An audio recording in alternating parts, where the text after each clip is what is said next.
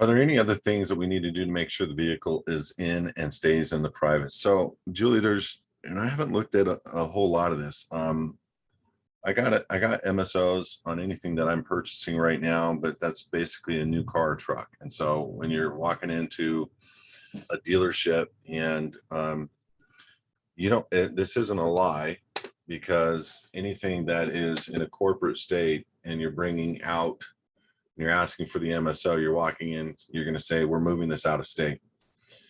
And so you're getting the MSO from the manufacturer's statement of origin. Now, I have an MSO and I'm never going to register that motorcycle. It is not a vehicle. When it's private, it's a car, a truck, a motorcycle. When it's public and registered and you're holding the certificate of title, basically it's the MSO being transferred to the state, and the state issuing you a certificate of title now becomes a motor vehicle. And so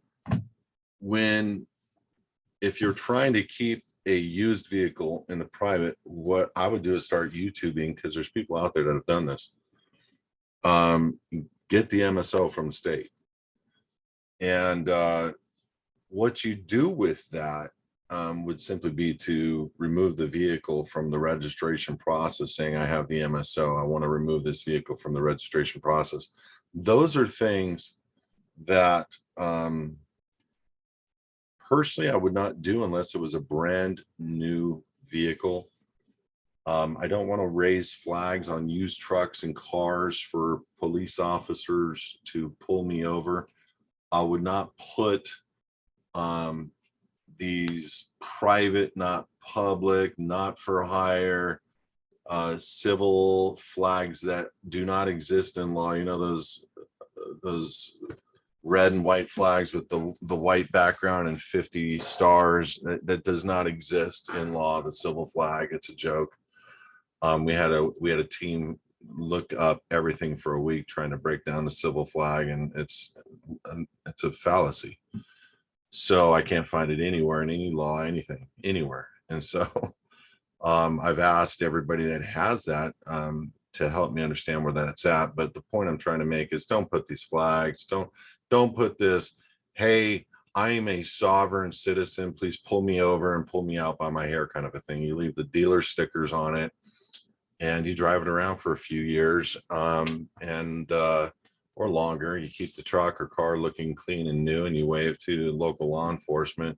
You actually you approach them and say, look, there's no requirement in law for me to give my title to the state to register it. I do not wish to be pulled over, do not wish to be in controversy, but I'm not going to be putting tags or anything on this vehicle. This is an unregistered truck where I'm holding the title, and I'm very respectfully just giving you notice. And they're going to say, well, we do require you to register, saying there's no lawful requirement. They're going to pull out a statute maybe, or this, that, or the other. And then you can actually pull out Supreme Court cases and show them where there's no lawful requirement for you to be forced to hand over your title to a state to receive a lesser title, which is the certificate of title. So this is a long-winded answer. But if it were me, I just put, like for you and what you're doing, I just put the car into the name of the foundation. I'd put the loss payee on your insurance, get AAA. They do this all the time for these types of foundations. Put the loss payee as the foundation, register you guys as the quote unquote drivers, and drive that truck safely with insurance, and don't get pulled over.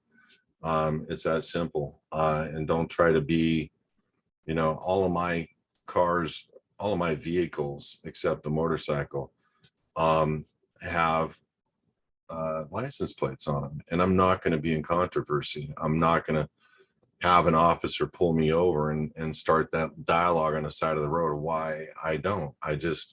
I've contracted every which way with the state privately, so I'm not concerned about it. Understand? But it's very important that when you have young kids, that you have a license plate on your vehicle, you put it in. Who cares who really owns that truck? If you're in possession and you're in use, it's different when it's a house. It's different when you're trying to keep that property in the private and not in the public. A car, who gives a crap if you lose this car?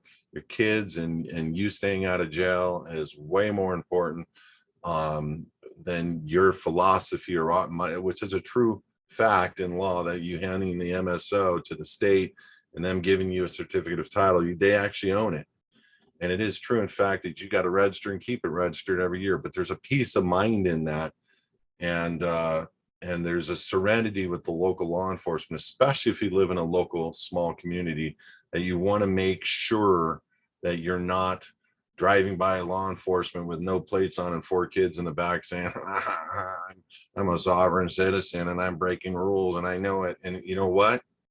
You're actually not breaking any rules or laws if you hold the MSO, but they don't know that. And they're going to pull you out by your hair and treat you like a scumbag potentially in front of your kids. And we cannot have that. We're not going to raise our kids in this form and fashion. We want our kids to know local law enforcement. We want local law enforcement to know that we don't put up with crap, but we are here to support them 100% when the crap hits the fan, blah, blah, blah, kind of a thing. So just put it in the foundation and insurance through somebody like AAA, and you're not contracted with them directly. You're good to go.